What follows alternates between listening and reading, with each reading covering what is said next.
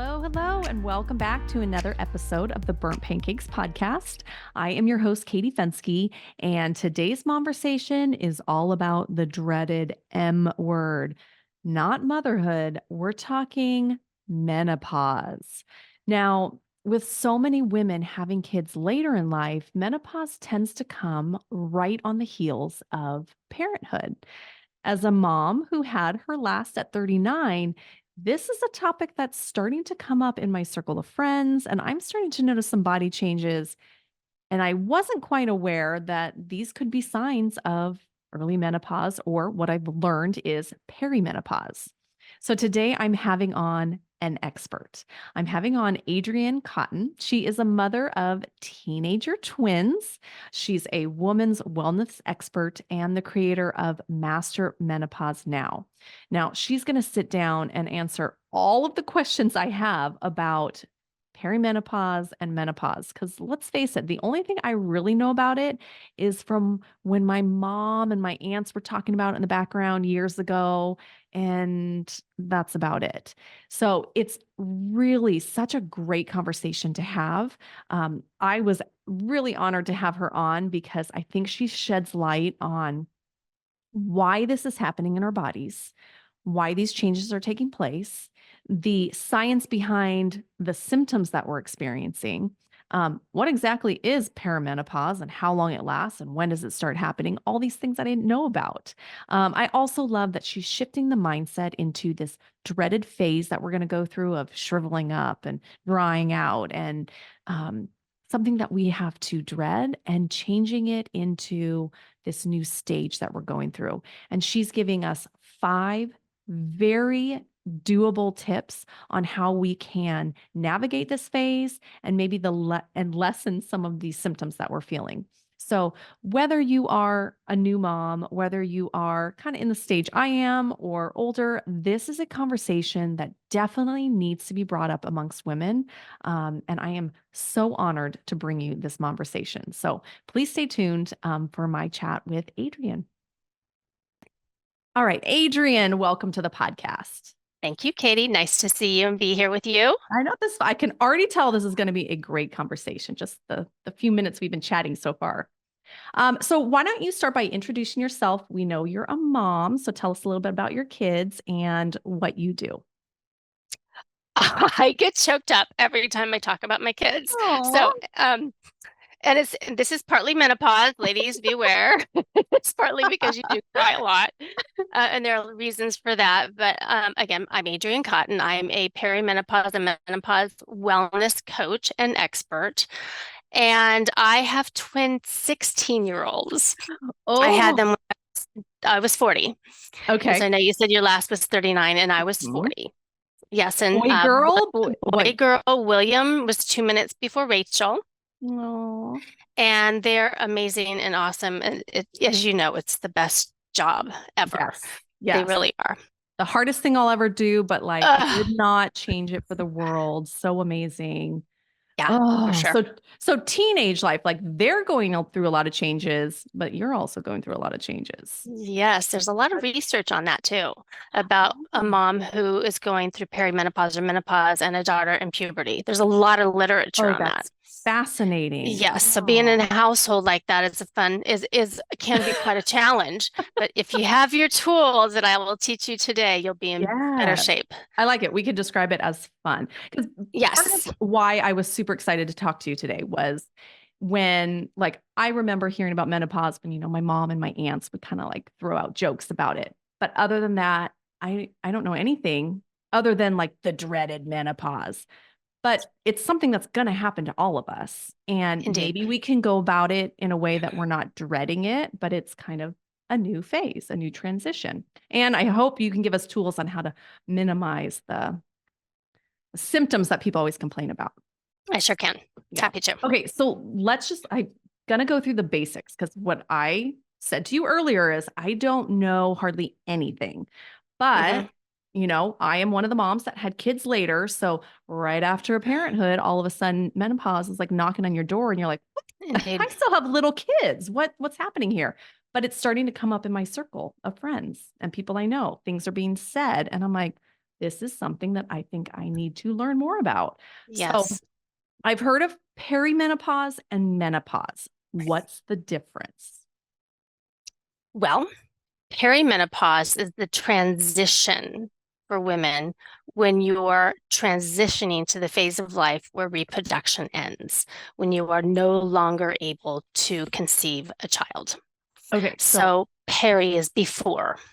so menopause is just the stage when you're not ovulating anymore. You no longer are, yeah, you're not ovulating anymore, and you haven't had, this is the most important thing you're going to hear today about menopause, and you have to have gone 12 consecutive months without a period. Oh, You to are say that officially you are. in menopause. So when people are talking about menopause, they're probably talking more about perimenopause, The all the things women that you lead. are, if they're around your age group, they are Mhm. likely in perimenopause. I know that you said Okay. that you were 39 and you have toddlers. You are probably in I'm it and don't even 43 now. don't So even know it. So right. So yes, that's I wanted to know, like at what age, I'm sure it varies greatly it by does. women, but at what age can you start to maybe experience these symptoms? You can be as early in your 30s. It's Okay. rare. It's less than 10% of women are in their 30s, Okay. in your early 40s. So the Okay. average age of menopause when you have completed your full 12 months without a period is 51.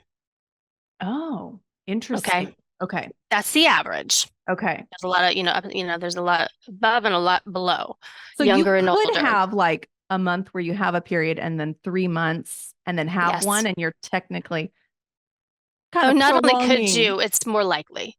Okay. That's what happens. And for a lot of women, when you're going through perimenopause, because I would like to add, perimenopause can be more challenging than menopause itself. In large part because no one wants to talk about it. Our doctors don't know a lot about it. Yes. Even our OBGYNs don't know a lot about it.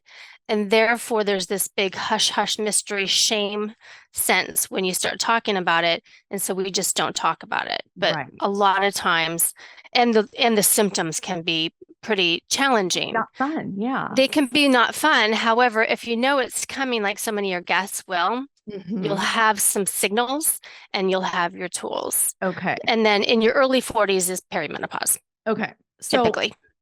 I think this is a myth, but I kind of wanted to tell you what I've heard.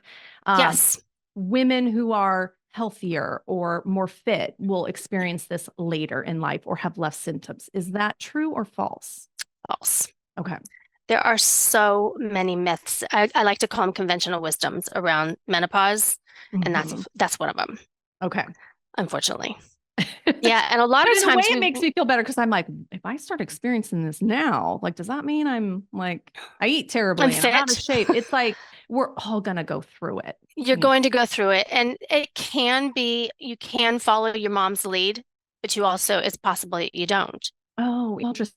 There's some genetics to it, There's some possibly. genetics to it, and yet I know women. I have friends whose moms experienced menopause around the average age. I have a friend who's 58 and she has not finished her Wow. cycles. Wow. So it's Yes, and when you get to very much that, linked.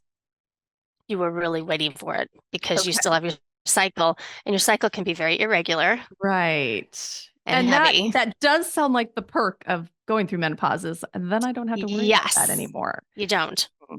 You Okay, don't. so what are some things that we may be experiencing in perimenopause? Like what, because I've heard night sweats. That's the big one that I've heard Yes, amongst people. night Or sweats and hot flashes. Yeah. hot flashes. Yeah. So Yes, what are about some common ones? 75% of women. So night sweats, night sweats and hot flashes are 75% of women experience them, one or both. I did. Okay. And eventually Ugh. I'll tell my story. I had them all. Anxiety.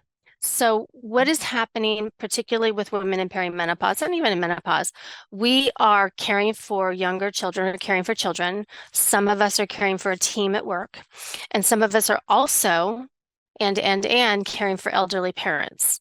So we have this heightened sense of anxiety, and we think it might be because, goodness, we're busier than we've ever been. Hmm. True. Yet the underlying foundation physiologically of our body is starting to get stressed because it doesn't quite understand what's going on. It is used to our cycle. It Yeah. is used to that monthly cycle. And even if you still have it, this is the hardest thing about perimenopause is if you still have your cycle, your brain is starting to slow it down. Oh. It is starting to slow things down. You may not even notice it. You may skip a period or two. And we've skipped a period or two, in our teens and our 20s and our 30s. Mhm. And so we don't think much of it. However, your brain is starting to wonder what is going on. And the hard thing is that evolutionarily, women are here to reproduce. Mother Nature, evolutionarily, doesn't know what to do with us anymore. So our brain is really confused and anxious. So anxiety, Yeah. night sweats and hot flashes, vaginal dryness. Vaginal dryness is very common. Itchy, intercourse is not fun. And you start to wonder, oh, I'm just busy. I just don't feel up for it. And yet, what's going on is your body really is drying up. So Mm. your Oh, skin I love dries, dried up. hair dries. You just come like this and you just go all the way down the chain. And that is estrogen. Apologize. That is estrogen decreasing. See, I was going to ask if there was like a biological reason or, physical reason for this happening. Your estrogen levels are Your changing. estrogen levels are changing. Okay. Yes, they are decreasing. And often with perimenopause, the challenging thing is it's going like this. Trying to figure itself But it's out. cycling. Yeah, it's trying to figure it out. Yeah. But Exactly. And then it is amazing that our bodies know to do this. it's My a body's like, you're miracle. done having children. Let me transition you out of that. It's pretty amazing. Uh-huh.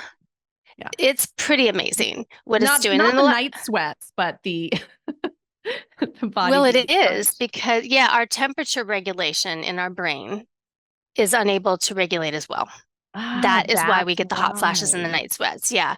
Yeah. Vasomotor part of our brain that regulates temperature is starting to decrease its ability to, Interesting. yes. So that it's all coming from our brain. This three Mm-hmm. pound organ here in our head is responsible for all of this. And then the last is sleep disruption. So sleep disruption is incredibly common in women in perimenopause and menopause because of the night sweats and hot flashes, but it's also because we sit up at night and we worry. Yep. And we've got, and we're exposed. I heard in one of your other podcasts the exposure to light, to this and what Phones we're and talking on, yep, the yep. phones and the fluorescent lights, we're just not used to this. Allergies are more common. Anything histamine related, hair Oh, loss. There are 30 symptoms associated with perimenopause alone, but I just gave you the core four. Those first whoa. four I mentioned are the most important, and Okay, they're is very common. weight gain on that list? Absolutely. Because everyone always said you hit your 40s and it's so much harder to lose weight. And now It I'm like, is. please tell me there is a reason why this is There is a reason sticking why. on me. Yes. Yes, and it does. Yes, physiologically, your body wants to hold on. Okay. Again, it's under stress. So Yeah. think about it when our bodies are in stress, they are holding on for survival. Mm, Okay. And so it's not only more challenging to lose weight, it's you're gaining it. yeah. And so we have to really, Katie, we have to approach our bodies different. We have to approach our fitness differently, our food, our sleep, and our stress. Because you told me or you wrote about your own fitness journey or your own experience with perimenopause and how Yes, you called it let me say it again. Perimenopause prison. I did. And I was like, oh my gosh, I need her to explain that and tell us how to get out of it. What was it Yes, like for you? Because you at that time didn't really know all of this. You had didn't know a toddlers. thing. I had toddler twins. At that point in my life, I owned a fitness studio, a gym. We had about 200 clients coming in and out the doors. I had 10 coaches. I had a business partner. We were busy. Mm-hmm. And I had toddler twins and I had a traveling husband, same husband now, Bill. He was traveling a lot back then. And Wow. I thought I didn't know what was going on. I couldn't lose weight. And I was a fitness instructor, a high Yeah. level fitness instructor. And all of my old tools were not working out. Working out more cardio was not working. Yeah. Depriving myself of calories. I heard Tara in your podcast Hmm. earlier this year about depriving ourselves.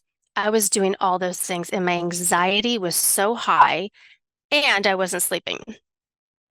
And then you So, throw twin toddlers on that, and and you've I got thought a twin fun life. toddlers. Yes, exactly. I had a son who had night terrors. He was up Oh, walking and running around screaming.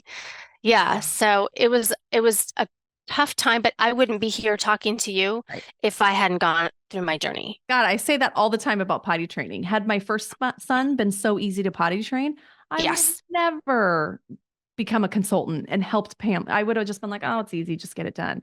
Yeah, right. Right. going Just through follow it. a book. Hmm. Yes. Right. Going through it. Yes. And so I didn't know. And then I actually landed in the chair of an amazing menopause specialist. Okay. So Did you have to seek someone out, or was I that like, did. wait, okay, tell me I about did. that? I Because I had a, know a lot of women are saying, I tell my doctor about this stuff, but they're like yeah, kind of dismissing me and not listening. So, how do you find that doctor? What do you say to that doctor when you're like, something's not feeling right? great question. So let me give you two statistics. Women were not required to be included in clinical trials until the year 1993 For menopause or, for anything. whoa, 93. 93. So in 93, I was in my late 20s. From the year 2014 to 2020, only 6% of clinical trials were conducted on women alone. Wow. So it's no surprise that doctors are really not very knowledgeable on women's health, Hmm. even OB/GYN. So Right. that's an obvious place we would go is to Yeah. our OB/GYN. Oh, yeah. And it is possible that any of your listeners will have an amazing OB/GYN who has a vast knowledge of perimenopause and menopause. It's also possible that they don't. Yes. And this is why.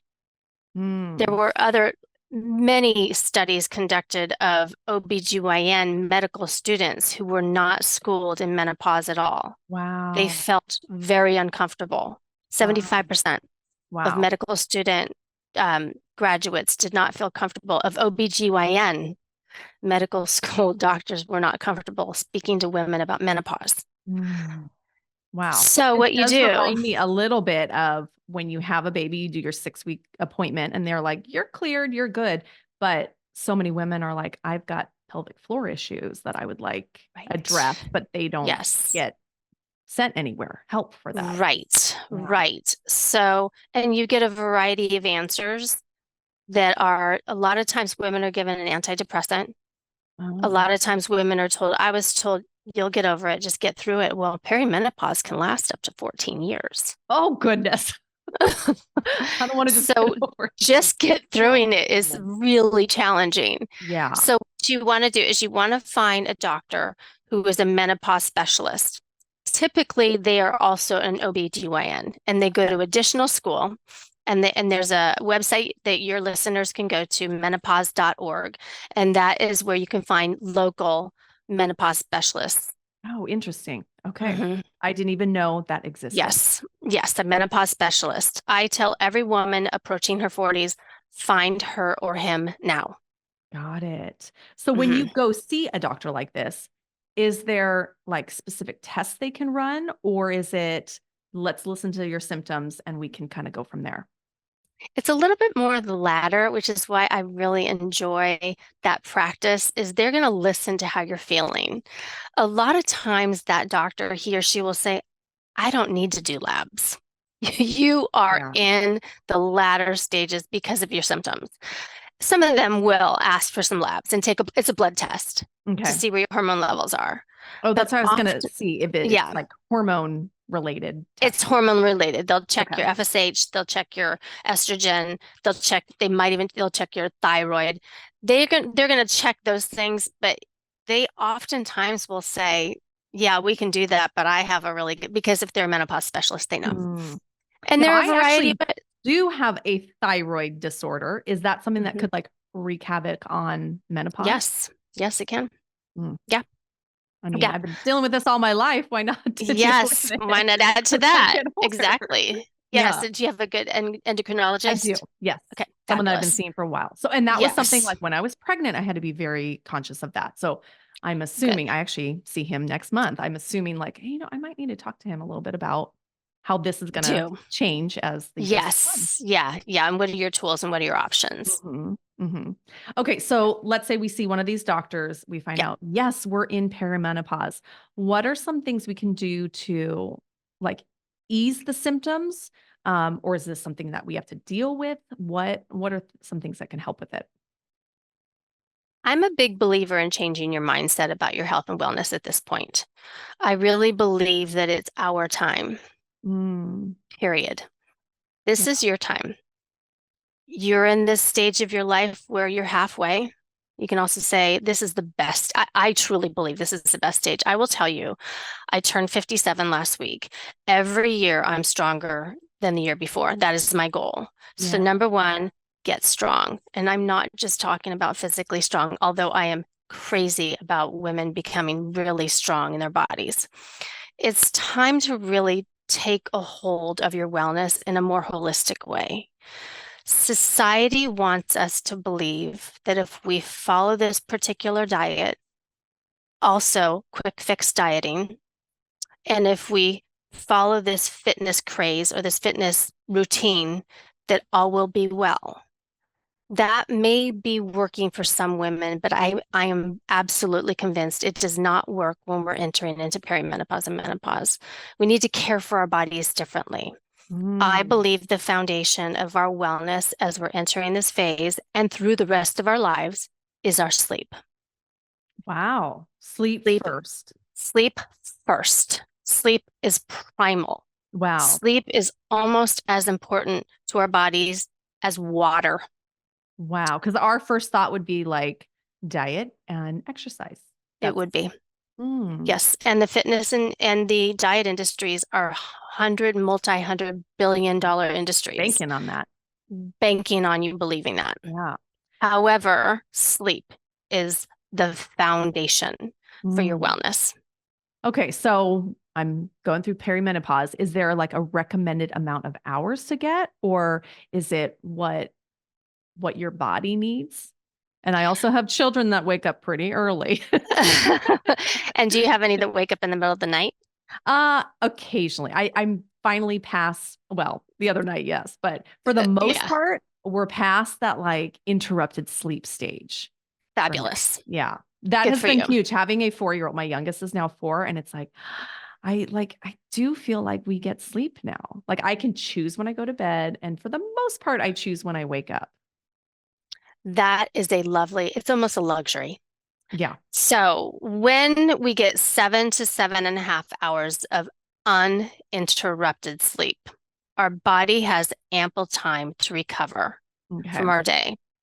Our brain is busier when we are asleep than when we are awake. So this is how it works. This tends to really audience members listen closely. Your brain is really busy at night when you're asleep.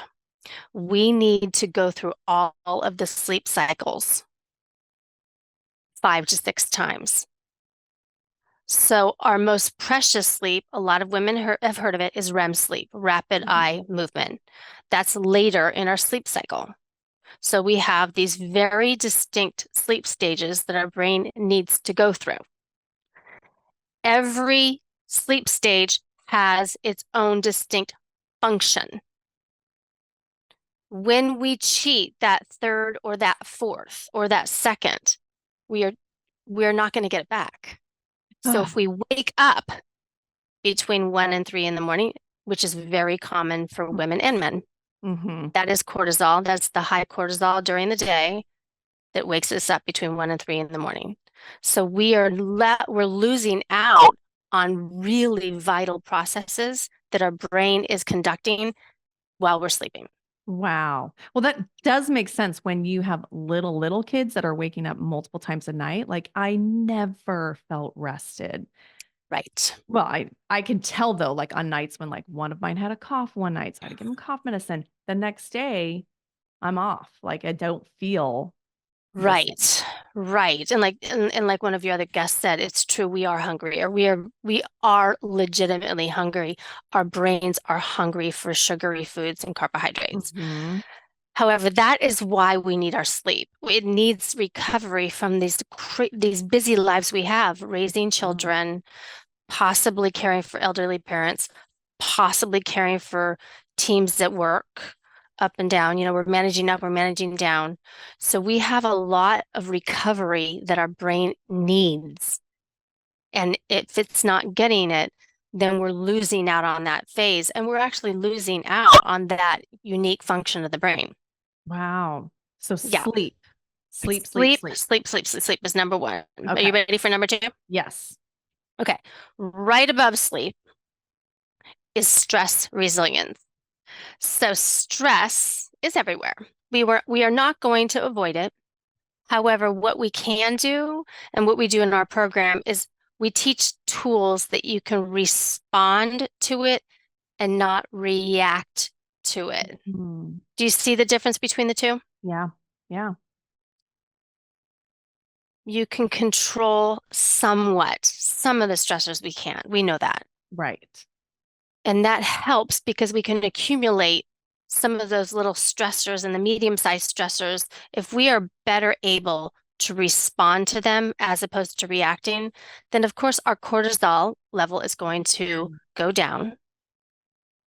And therefore, cortisol does put weight around our waistline and our hips. Wow.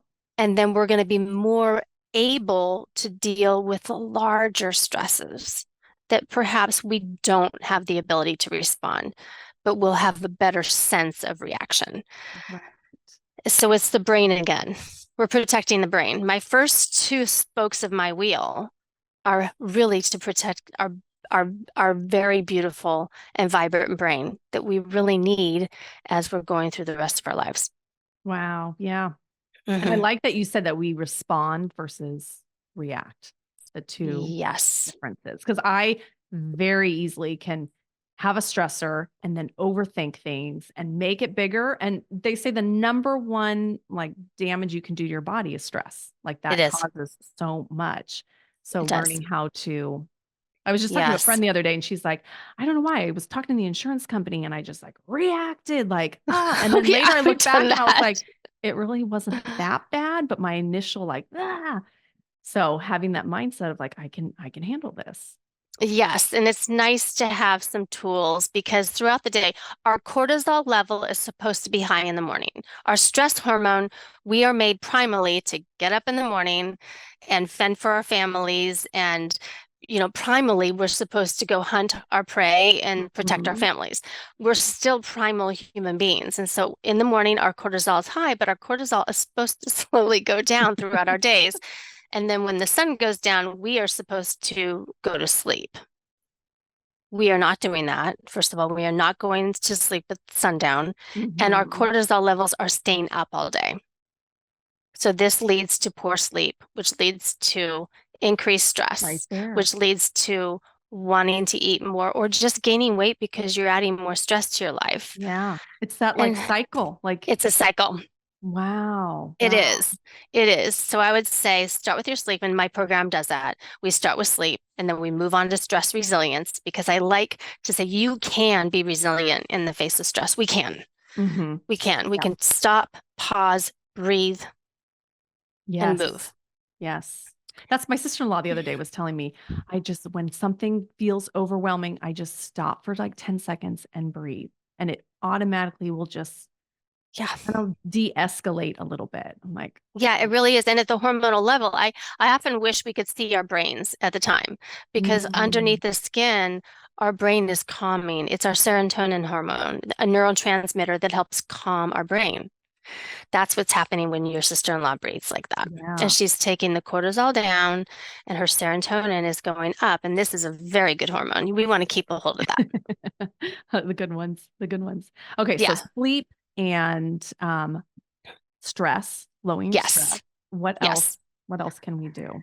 So the next one's going to surprise you. And it's the one that surprises most of my the folks I speak to and the podcast audiences, and it's calendar. So Okay. why I would pick calendar next, don't worry, ladies, exercise and diet are coming I next. And I've know. It's got some like great tools for we you. gotta have some food in Give me here. some food stuff, and I've got lots of food ideas for you. Don't worry. And I have a food webinar coming up in March. However, calendar, if we look at our time as the most precious asset we own, and if we take our core values of our life, so core values I know is a very deep topic, but if we just think, what's really important to me? My family's important to me. For me, my faith is important to me. My vocation, which is my work with women is important to me. Yes, my wellness is important to me. Okay. And let's just say those are four of my core values. And if you were to take a look at my calendar today, Katie, you would see those four are reflected on my calendar. Yes. I've got my color-coded Google Calendar. It's very obvious. Yes, it Those is. So kids you are can, all over there. the kids are everywhere, families everywhere. Boy, are they. So, and and a lot of things in our lives can jump in the way of our own self-care. Mm. So I'm a big believer to put the 5-minute walk around the block or around your living room or to the mailbox and back or to write a letter to your mom or to just lay on the floor and breathe for 10 seconds or 20. Little bits of breaks throughout our day will, first of all, lower that cortisol. It's going to protect your sleep, and you're going to hold and boundary your time for your wellness.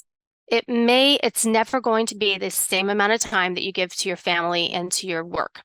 Yeah. It's not going to. And we're not trying work-life balance. That's an old vestige of 1990s. We're now in the 2024. We're not going to get this scale where they're both going to be equal. But what we can do is we can add small pockets of wellness throughout our day. We can look for a Mm. recipe online. We can call our best friend. A lot of different things. And we can book a doctor's appointment. We can go to the doctor. Yeah. I love that you're sharing like such simple things and Yeah, that we can call those self-care too. It's like absolutely. because I have really started enjoying just putting on a podcast and going for a walk. And it takes, Uh-huh. 15 minutes. I don't have a lot of time in the morning. So I get up in the morning, I do a little journal, and then I'm like, well, they're going to be up soon. So it's going to be a quick walk. But that alone is like, oh, I saw the sunrise. Like that just made me feel so much Oh, better. wow, But Katie. it's not like an hour of me time, No, we but don't we get can call that. those little treats time for ourselves. It's a little treat. Hmm. Exactly. We don't need an hour sweaty class every day.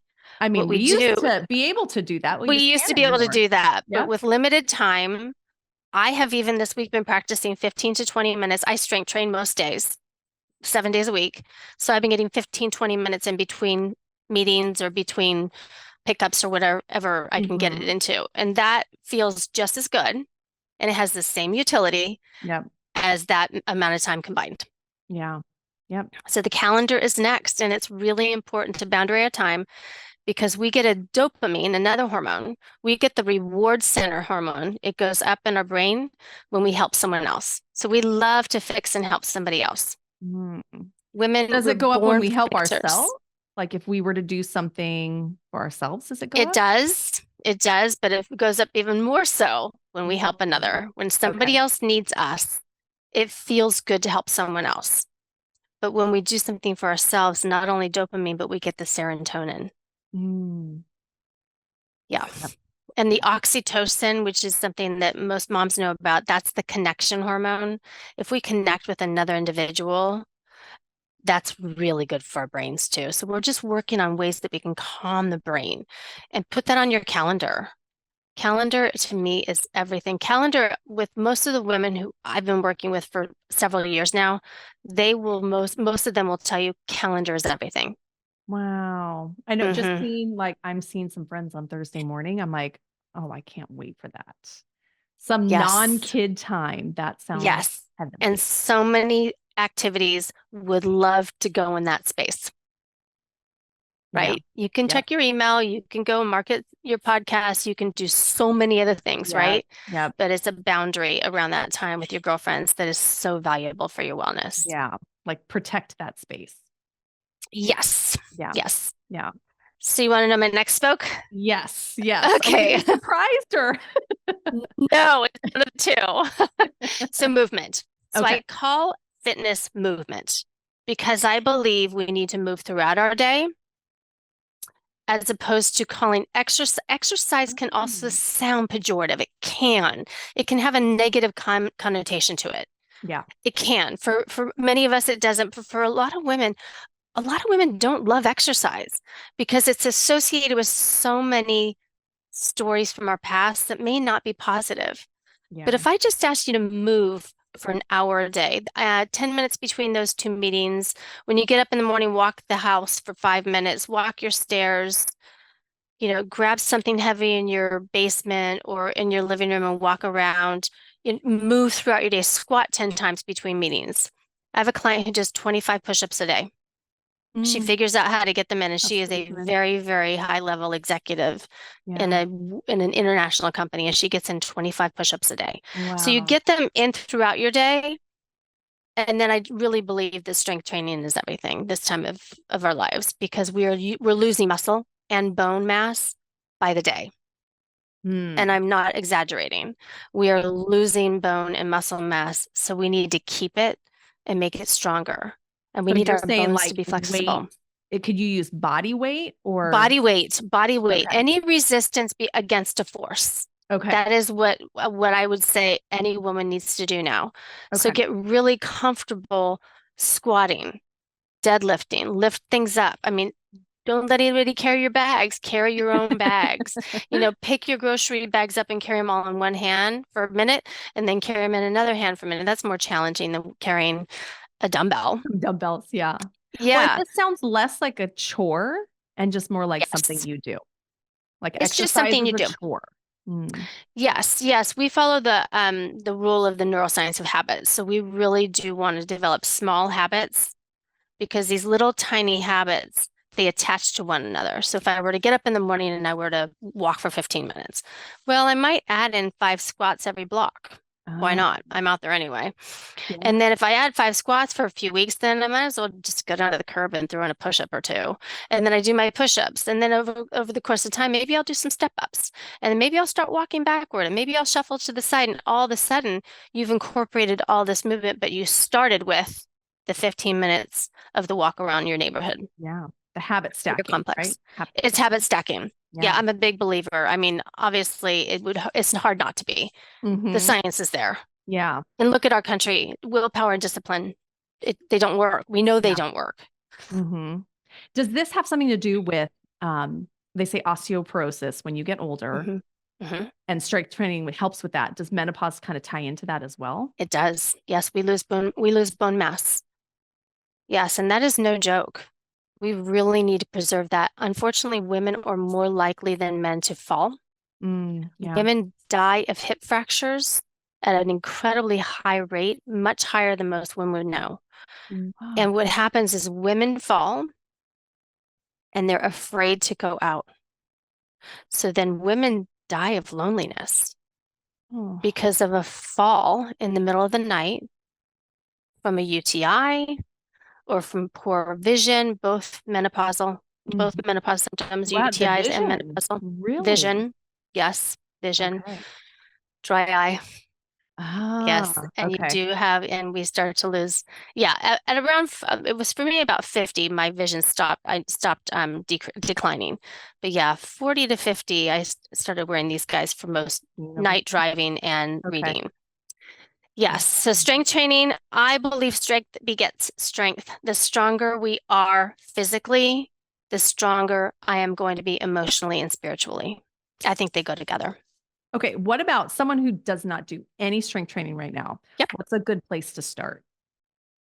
I would say when you sit down on a chair, stand up 10 times. Sit down, stand up 10 times. You're going to sit anyway. You're going Hmm. to sit on the toilet. Sit down, stand up 10 times. Squat. Basic movements. Okay. Basics. I really like functional movements because they're what we do throughout our day anyway. We squat, we hinge when we pick up dishes from the dishwasher, right? Yeah. When we pick anything up, we're hinging. I do love the concept of hanging because women have a propensity for shoulder injury because we're tending to carry bags on our shoulders, Oh, babies, yeah. kids. So Birth shoulders weight. get locked. You'll hear that there's a lot of frozen shoulder and it's another perimenopausal symptom. So I'm a big believer in hanging. Even if you just hang from your kitchen counter and take some Mm. deep breaths for 5 to 10 seconds a day, your shoulder is actually intended to be in this position with our arms overhead. I'm having my arms overhead. And it's not something we do. So they get locked into this position. Oh, so interesting. This makes me like think I need to start moving more. You start moving Yeah. and hang from your kitchen sink. Yeah. Yeah. My Yeah. kids are gonna be like, "What are you doing, Mom? Can we join you?" Yes, you can jump on your back. Yeah. Oh, Yeah. You're they like, do that all the no. time. Yes. Yeah. But I'm sure even like they when do. we go to the playground, instead of just like sitting there watching them, why not kind of get up and move around and Get on the Mhm. the playground. What's the bars, the The monkey handlebars? bars. The Yeah. monkey bars. Yeah. Absolutely. Why not? I love seeing a woman and experience a woman do a pull-up for the first time. And Yeah. it is possible at any age. Mm, A pull-up and a handstand. Yeah. wow. Can you do a handstand? Of course I can. Yes. I did my first one at 51. Wow. All right. 51. I I'm had a gonna have to lot add of that to my fear. bucket list. Yeah. Yep. And you start slow. So you start with a declined plank, right? You put your Hmm. feet up on a couch or something. And over the course of time, you get yourself a little bit more at an incline. Oh, that's And awesome. little habits, small habits. Yeah, just Yeah. every few weeks go up. Oh, Yeah. that's awesome. Okay, so we've got the 4 tips so far. Do you We've have got any four. more? I have diet. Okay. So Which is what I, I saw coming, but you're like, why didn't she talk about this first? no, because the other Because one surprised me. I was like, oh, these are all things that we can do. Yeah. we can do all of these. We Hmm. really can. We need to start with a mindset of me first. Fill my bucket first. So Hmm. diet. So I call it's called food is fuel in my program.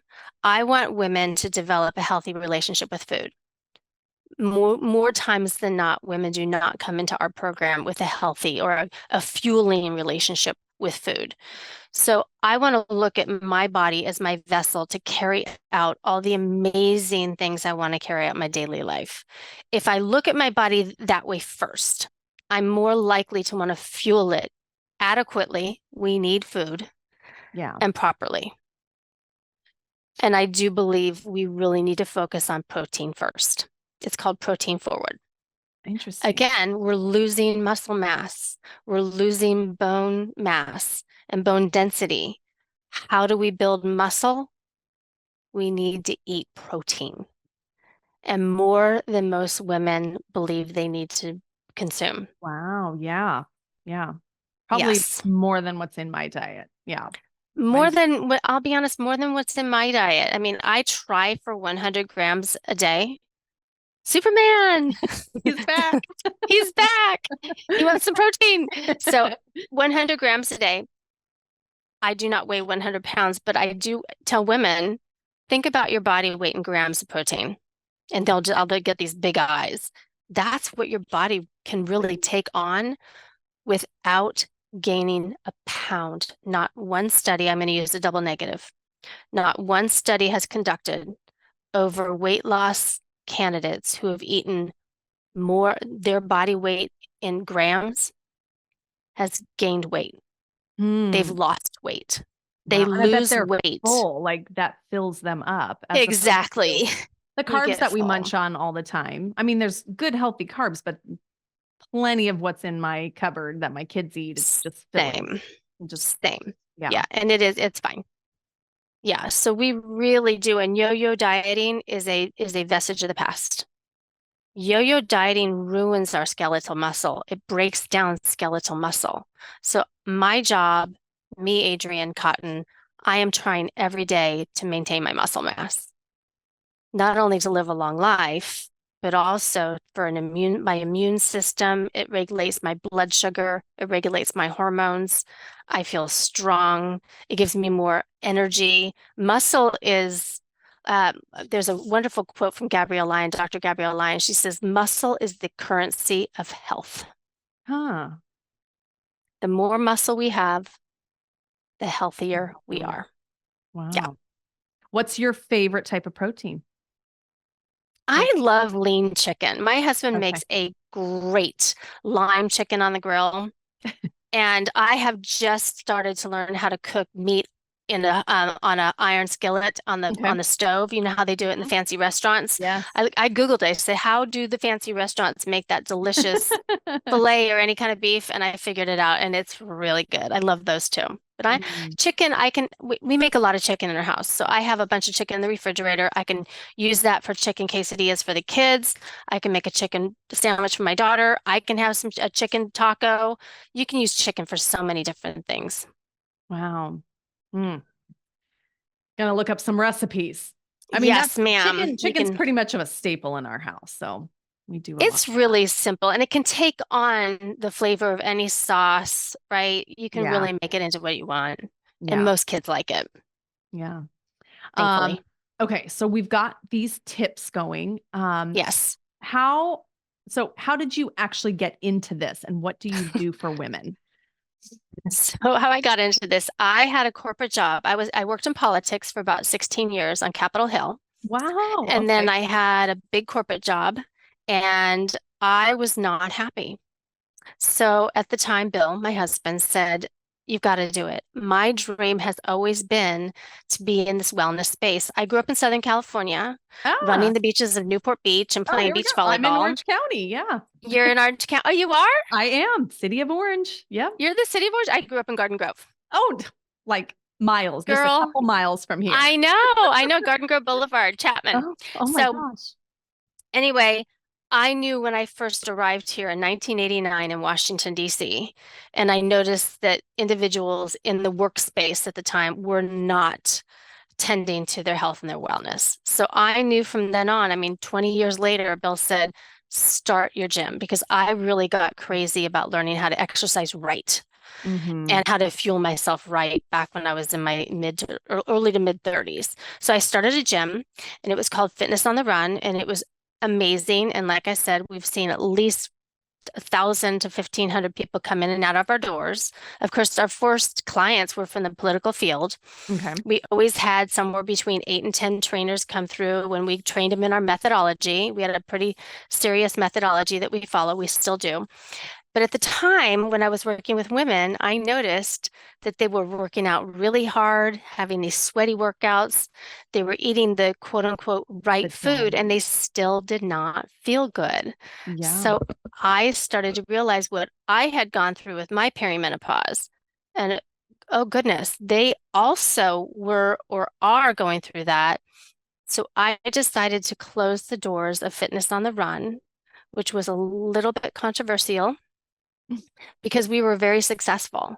But I wanted to commit myself to women.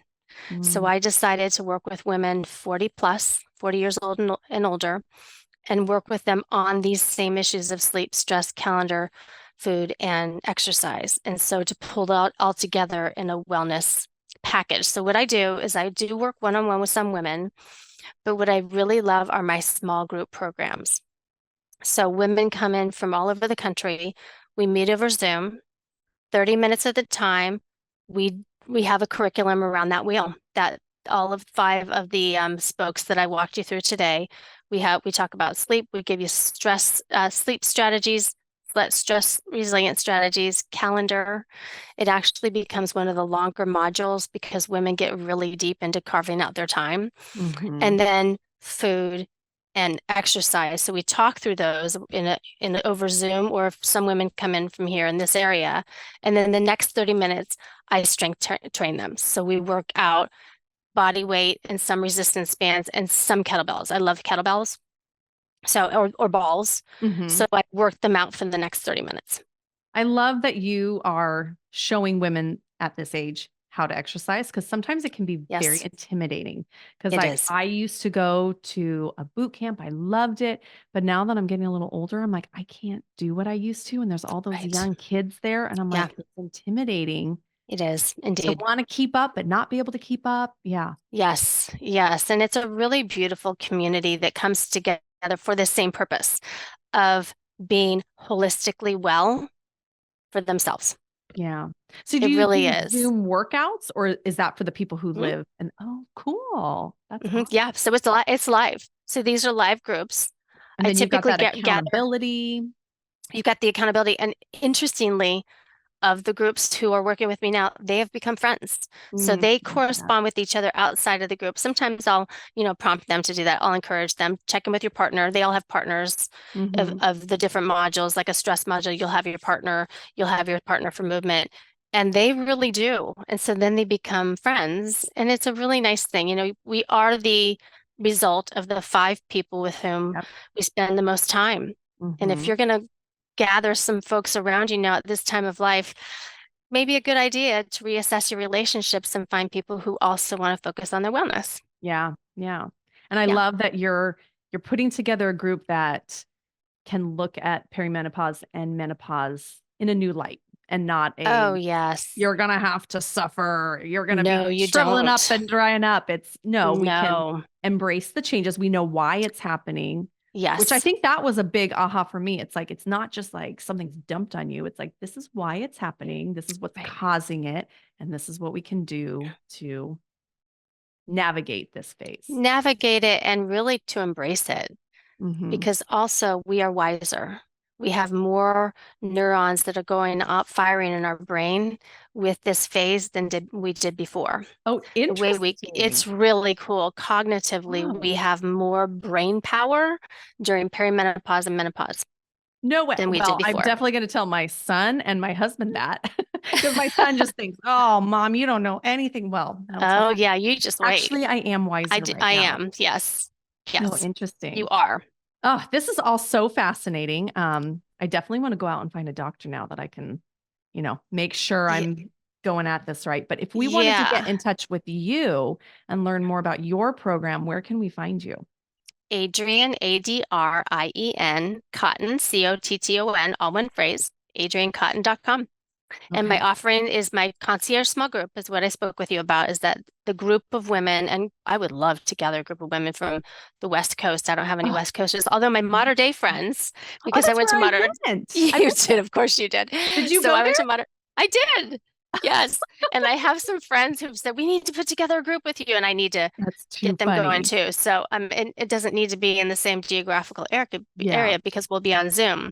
So I do that. And then I also have an online course called Master Menopause now. And we have a special discount for your listeners that I think I I told you about. Yes, and I'm going to put that in the 25% description off. so everyone see it. So that is Yeah, kind of yeah, going through those 5 things, just not it with is. the group. Oh, Right. that's It's not, yeah, it's awesome. not live. And I offer a monthly Facebook Live for the folks who buy the Master Menopause now. That's incredible. That's so great. Yeah. And this must feel Yeah, so amazing to you that you're able to help so many women. it does. I feel really, really honored and blessed. I love what I do. I Mm. really do.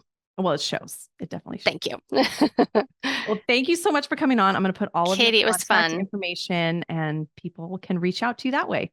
All right, girl. Thanks so much. Big special thanks to Adrienne for that wonderful conversation. I appreciate just bringing this topic to you all and the fact that she answered all of my questions, and I had a lot of them. So, special thanks to her. If you feel like there's someone in your life that could benefit from hearing this conversation, I would love for you to share this. My goal on this podcast is to bring up topics that moms are dealing with or need to hear. And I think this one was extra special. So, on that note, I've got more conversations coming up. So, if you haven't subscribed already to the podcast or followed it, please do so. And to help spread the word about this podcast would mean the world to me. So, sharing it with friends or leaving me a 5-star review, that would be amazing. So until next week's conversation, I want to remind you that everyone burns their first pancake. So just keep flipping, everyone.